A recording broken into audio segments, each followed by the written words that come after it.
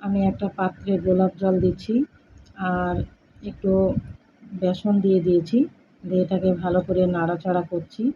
ভালো করে নাড়াচাড়া করার পরে যখন দেখব যে এটা ভালোভাবে মিক্সড হয়ে গেছে, তারপরে একটু লেবুর রস দিয়ে দেব, কাগজি লেবুর রস, যেটা আমরা ভাত দিয়ে খাই এবং আপনারা সবাই এটাকে চেনেন। এটাকে ভালো করে ম্যাসেজ করব। ম্যাসেজ করার পরে আমি আমার ত্বকে লাগাবো। দেখুন আমি কিভাবে এটা ত্বকে লাগাচ্ছি। আপনারাও এভাবে অনেকেই ত্বকে লাগাবেন। ত্বকে লাগানোর পরে 10 মিনিট ধরে এটা ম্যাসেজ করবেন। ম্যাসেজ করে করে তারপর ম্যাসেজ করার পরে এটা 10 মিনিট মতো রাখবেন।